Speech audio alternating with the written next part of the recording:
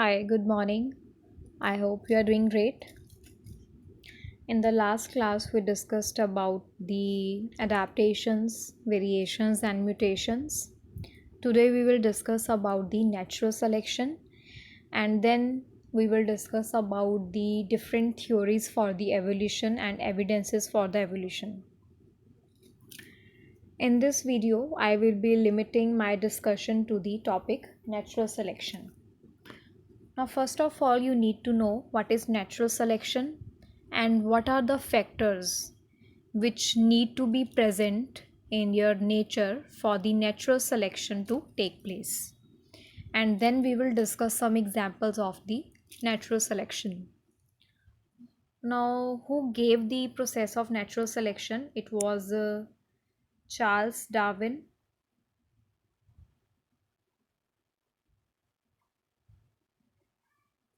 Charles Darwin was very obsessed with the nature and he was a very keen observer. He used to observe everything in the nature and surrounding, like he was fond of different plants, animals, and insects. Okay, everything in the nature or surrounding, he used to observe it. So while observing these organisms in the nature, he gave theory of natural selection. That is a Charles Darwin theory of natural selection. Now, what is actually natural selection? It is a process through which populations of living organisms adapt according to the environmental conditions and then they change. Here I have used the word population. तो जब भी natural selection होगी एक single individual में change नहीं होगा but the change will take place in a population. तो जब आपके इन्वायरमेंट में कोई भी चेंज आएगा, ठीक है, नेचुरल सराउंडिंग में कोई भी चेंज आएगा तो ऑर्गेनिजम्स क्या करेंगे? Organisms of a given population will try to adjust themselves in the surrounding. Okay, they will adapt.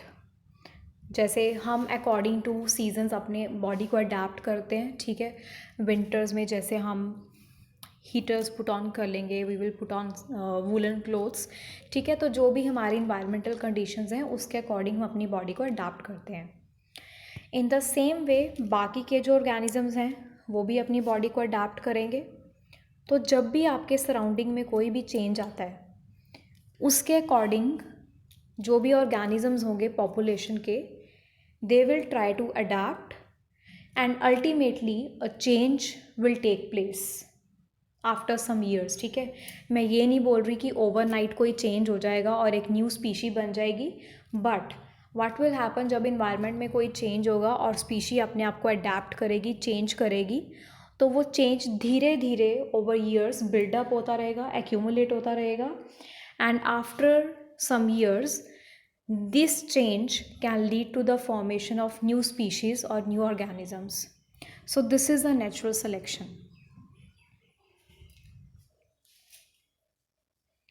Now we will discuss some factors which need to be there for the natural selection to occur. So according to Charles Darwin, the resources are limited. Okay, so first requirement for natural selection to occur is limited natural resources.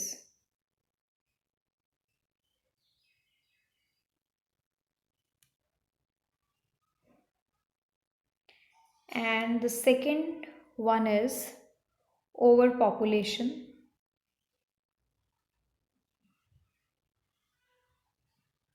तो according to Charles Darwin, जो आपके surrounding में, जो आपके nature में natural resources हैं, their amount is limited, but the population of each and every organism is going at a rapid rate, so there is over population.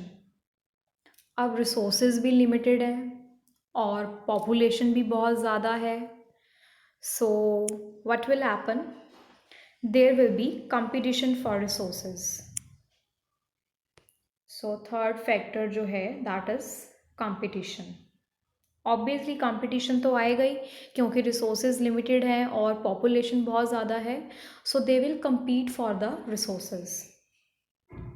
और अगर वो compete करेंगे तो उससे क्या होगा, स्ट्रगल फॉर एग्जिस्टेंस होगा, struggle for existence.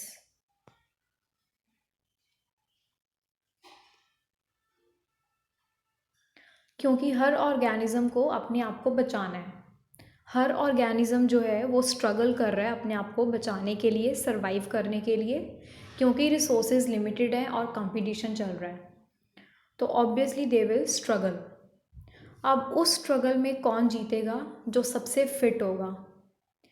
In the biological terms fit हम किसको बोलेंगे, the organism which can adapt according to the environmental conditions, it can survive and reproduce to pass on the genes to the next generation। ठीक है, तो मान लो आपके environment में कोई भी चेंज आ गया, ठीक है, यहाँ रिसोर्सेज लिमिटेड हैं और कंपटीशन चल रहा है, तो एक ऐसा ऑर्गेनिज्म जो उस कंडीशन में स्ट्रगल कर सकता है, ठीक है, जो रिसोर्सेज को ग्रैब कर सकता है, जो रिप्रोड्यूस कर सकता है और आगे अपनी जीन्स को ट्रांसफ़र कर सकता है टू द नेक्स्ट जनरेशन, उसको हम बोलते हैं fit in the biological terms.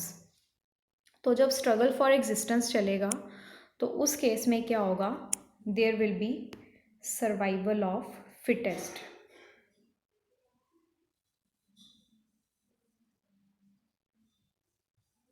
Okay, so these are the factors for the natural selection. अब जो सबसे फिट ऑर्गेनिज्म होगा वो रिप्रोड्यूस कर रहा है, तो उसका नंबर बढ़ रहा है, उसकी जीन्स आगे जा रही हैं, ठीक है, they are getting transfer to the new generation, so उसका नंबर सबसे ज़्यादा होगा नेचर में।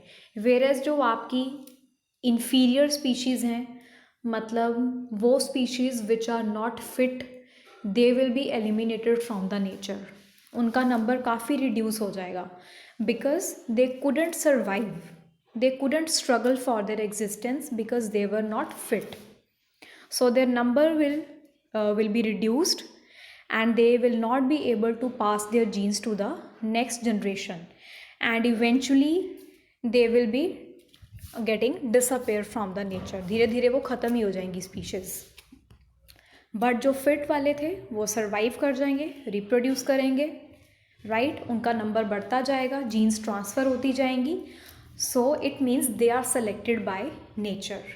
सो that is called natural selection, कि जो फिट वाले हैं नेचर उनको ही सेलेक्ट करेगा, बिकॉज जो फिट वाले हैं वही स्ट्रगल कर पा रहे हैं और वही आगे रिप्रोड्यूस करके अपना नंबर बढ़ा रहे हैं और जीन्स पास ऑन कर रहे हैं, तो नेचर फिट वाले को सेलेक्ट कर रहा है, और जो अनफिट हैं, इन्फीरियर स्पीशीज़ हैं, which can not compete, which can not struggle, उनको नेचर एलिमिनेट कर देगा।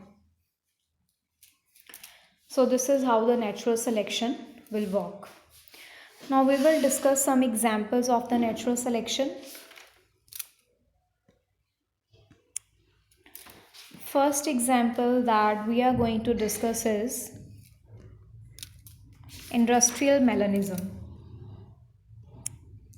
This example is not given in your textbook, but it's a very important example and it's very basic also. You can understand the natural selection very easily by this example. So industrial melanism में हम दो cases पढ़ेंगे। One case will be before industrialisation, like in 1800, ठीक है, 1800 years में, तो that is before industrialisation. उसके बाद हम पढ़ेंगे पोस्ट इंडस्ट्रियलाइजेशन और after industrialisation period. Now, this case of industrial melanism was seen in England in 1850s, okay, around 1800, before industrialization in the peppered moth. So we have peppered moth, peppered moth, और ये peppered moth जो है इसके दो colours होते थे। एक moth जो है that was of grey colour, ठीक है, दो वेराइटीज़ थी मॉथ की, कुछ मॉथ जो थी वो ग्रे कलर की थी and other moths were of black colour. So you need to remember this. ठीक है. एग्जाम्पल किसकी है? इंडस्ट्रियल मेलानिज्म की. और इंडस्ट्रियल मेलानिज्म जो है ये कहाँ पे देखा गया था? इन इंग्लैंड इन 1800 और 1850s के अराउंड. ठीक है. Before industrialisation and after industrialisation हमने ये फिनोमिना स्टडी किया था. और इसमें हमने किस ऑर्गेनिज्म को स्टडी किया? जो आपका एग्जाम्पल ऑर्गेनिज्म है that is the peppered moth, which has two varieties. One is of gray color and the other one is of black color. Now what happened?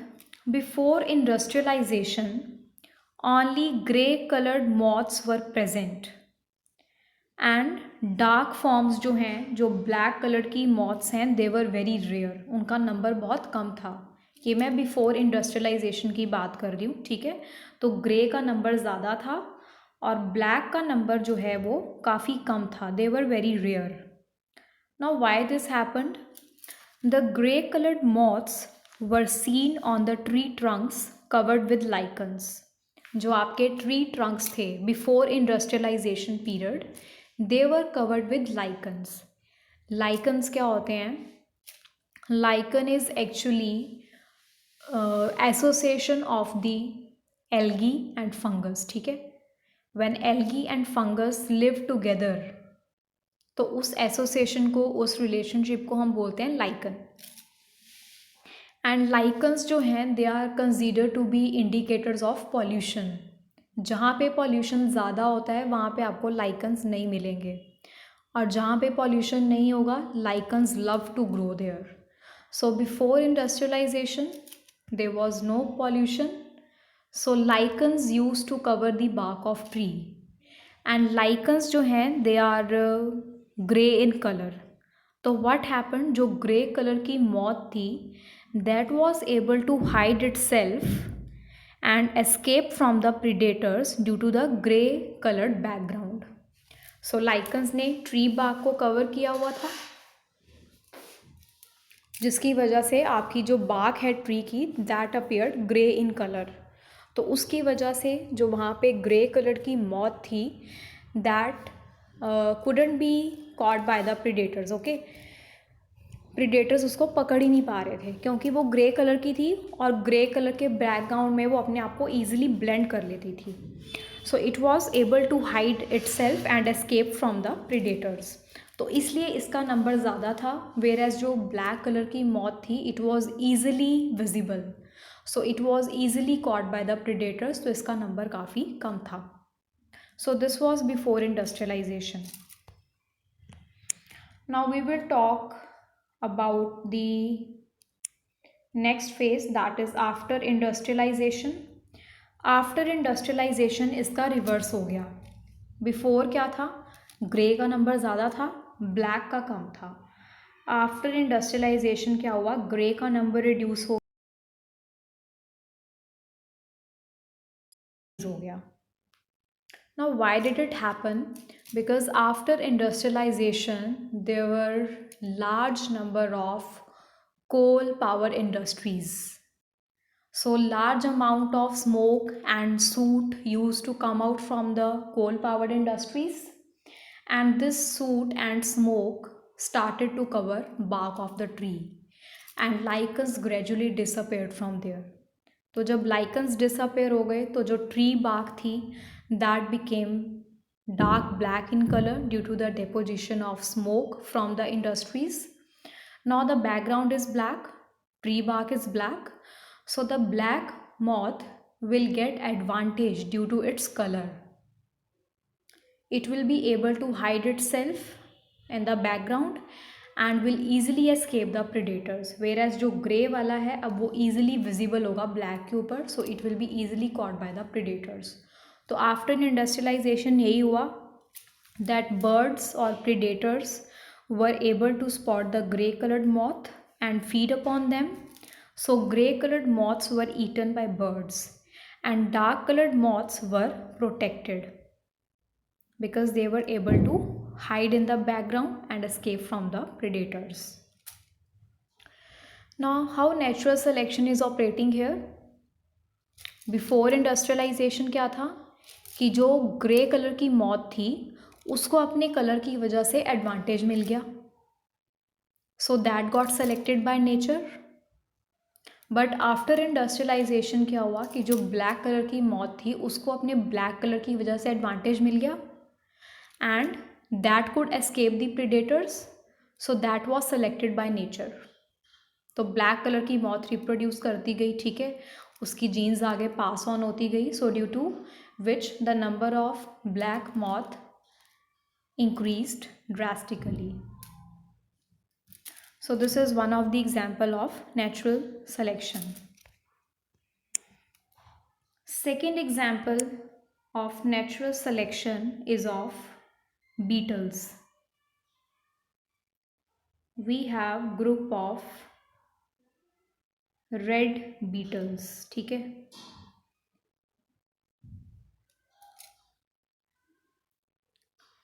आपका कोई फॉरेस्ट है, ओके, कोई grass land है जहाँ पे बहुत सारा ग्रीन कलर का ग्रास है, तो वहाँ पे ये रेड बीटल्स ग्रो कर रही थी. These are type of insects. Now what happened, reproduction हुई इनमें और वेरिएशन आ गई. We have already discuss the variations कि जब भी सेक्सुअल रिप्रोडक्शन होती है then there is mixing of the genetic material from the two parents, and during that mixing some recombination, okay, new combinations of genes can take place which can lead to variations. तो same यहाँ पे हुआ, हमारे पास एक red Beatles का group था. जब इन्होंने सेक्सुअली रिप्रोड्यूस किया तो इनके अंदर कुछ वेरिएशंस आ गई and due to those variations उसमें एक ग्रीन कलर की बीटल भी आ गई. So after variations what happened,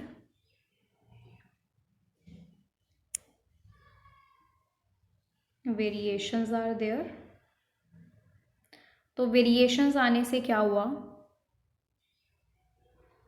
red Beatles भी आ गई और एक हमारे पास ग्रीन बीटल भी आ गई. रेड का नंबर ऑब्वियसली ज़्यादा है क्योंकि वो पहले से एग्जिस्ट कर रही हैं, but there is only one green beetle. Now what happened, your grass जो है फॉरेस्ट में आपका that is green in colour. So ये जो रेड बीटल्स हैं they were not able to escape the predators, क्योंकि ग्रीन कलर के grass में रेड कलर की जो बीटल्स हैं they were easily visible, so they couldn't hide themselves, so they were easily caught by the predators. ठीक है. So what happened, they were eaten by crows.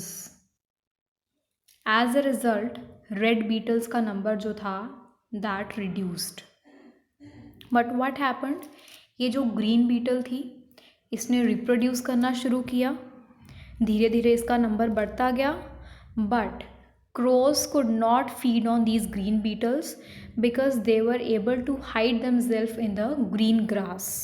You can say they show camouflage. ठीक है. तो camouflage में क्या होता है, कोई भी ऑर्गेनिज्म जो है अपने आप को सराउंडिंग के साथ ब्लेंड कर लेता है. तो रेड बीटल्स तो ईजिली दिख जाती थी क्रोस को ग्रीन कलर में, सो they couldn't survive.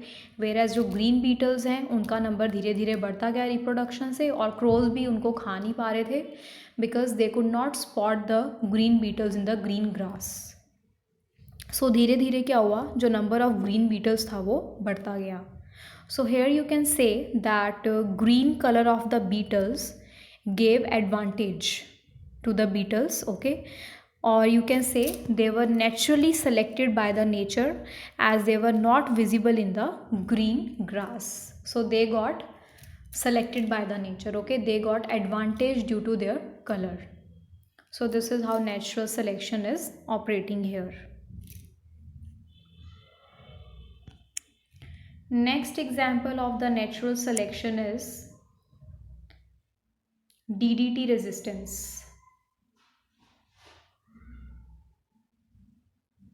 It is given in your textbook as well. DDT resistance in pests or insects. DDT is a pesticide or insecticide which is used to kill the pests or insects.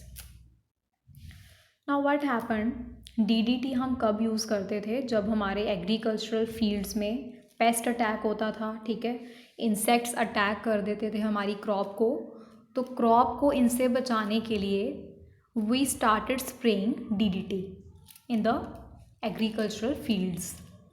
But as the time passes, ठीक है, धीरे धीरे क्या होता गया, इन insects के अंदर कुछ वेरिएशंस आ गई, कुछ चेंजेस आ गए, due to which they became DDT resistant.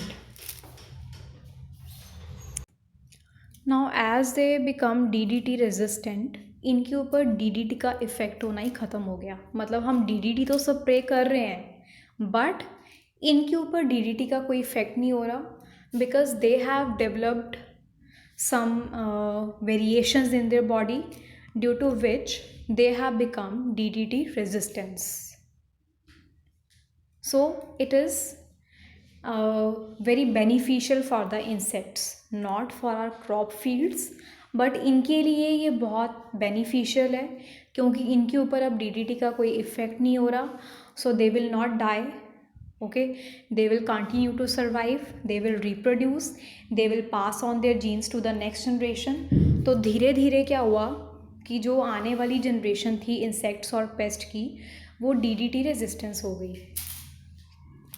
जो DDT रेजिस्टेंट नहीं थे वो तो बेचारे मर गए क्योंकि हम DDT स्प्रे करेंगे जब, तो जिनके पास रेजिस्टेंस नहीं है they will die due to DDT, but जिनकी बॉडी में ये वेरिएशन आ गई कि वो DDT को रेजिस्ट कर सकते हैं तो वो सर्वाइव कर गए, और जब वो सर्वाइव कर गए उन्होंने रिप्रोड्यूस किया, आगे अपनी DDT रेजिस्टेंस वाली जीन पास ऑन कर दी to the next generation.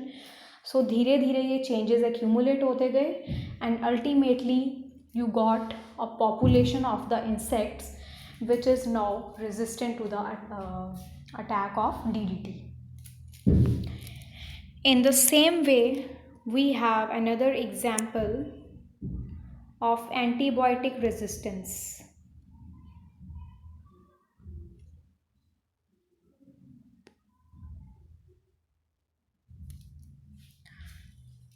Now antibiotics are the medicines which work against bacteria.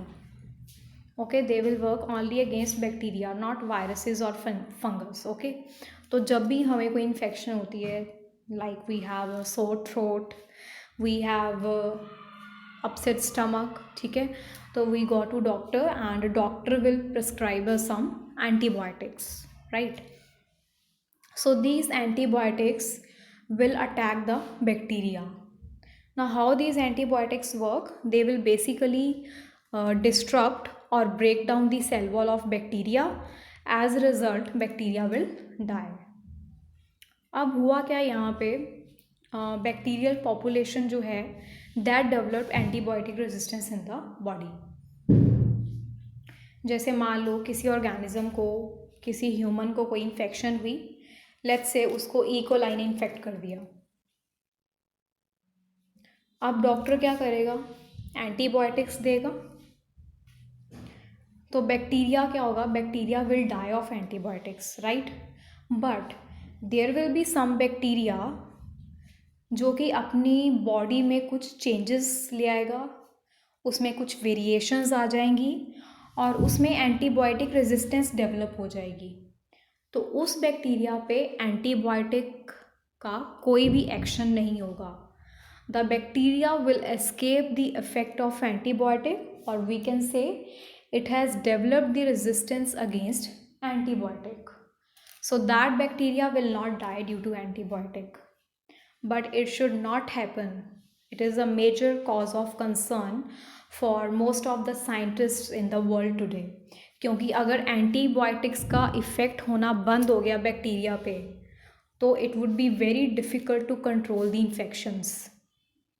Let's say we have Staphylococcus bacteria, Staphylococcus aureus, that is very harmful bacteria. जब भी हम किसी की surgery करते हैं, ठीक है, तो जो स्टिचेस लगते हैं सर्जरी की साइट पे, उस पे Staphylococcus aureus अटैक कर सकता है, और अगर हम उसको कंट्रोल नहीं कर पाए, मान लो वो एंटीबायोटिक रेजिस्टेंस हो गया बैक्टीरिया, तो बॉडी में इन्फेक्शन स्प्रेड हो जाएगी and this infection can be life threatening. So scientist are working on it कि कैसे हम एंटीबायोटिक रेजिस्टेंस को ख़त्म कर सकते हैं सो दैट कि आपके जो बैक्टीरिया हैं उन पे एंटीबायोटिक का असर हो and we can kill the bacteria by antibiotics. So this is also the example of natural selection, जहाँ पे बैक्टीरिया की बॉडी में कोई वेरिएशन आ गई और उस वेरिएशन से क्या हुआ, the bacteria became antibiotic resistant. तो अगर हम एंटीबायोटिक देते भी जाएंगे तो वह बैक्टीरिया उसके इफेक्ट को एस्केप कर जाएगा. तो वो सर्वाइव कर रहा है, रिप्रोड्यूस करेगा, अपनी जीन्स आगे पास करेगा न्यू जनरेशन में, और जैसे जैसे ये प्रोसेस चलता जाएगा, न्यू जनरेशन बनती जाएगी, इवेंचुअली क्या होगा, we will get a large population of the bacteria which are antibiotic resistance. So it is a cause of concern. So this is all about natural selection.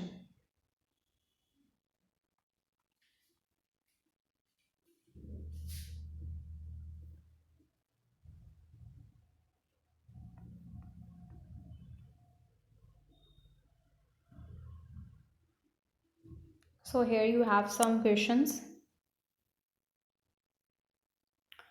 You have to show that how variation in a species is being caused by mutation, that we have already discussed in the previous video lecture कि जब भी mutation होती है उससे आपका DNA sequence change होता है, और अगर डीएनए सीक्वेंस चेंज होगा तो आपकी बॉडी में जो से प्रोटीन्स बनेंगे, अमीनो एसिड्स बनेंगे, वो भी चेंज होंगे and ultimately it will body उससे वेरिएशंस आएंगी. Next, explain how the ability of population of insects to withstand the effect of insecticide in as an example of natural selection. तो ये अभी हमने डिस्कस किया कि जो इंसेक्ट्स हैं वो इंसेक्टिसाइड रेजिस्टेंस हो चुके हैं. डीडीटी की एग्जांपल अभी हमने इसमें डिस्कस की.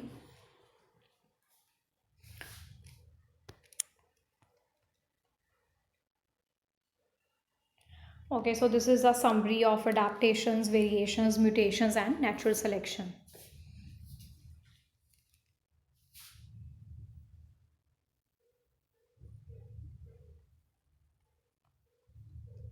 So this natural selection part is complete. Okay, in the next video we will discuss about the different theories of evolution, and then we will discuss about the evidences of the evolution.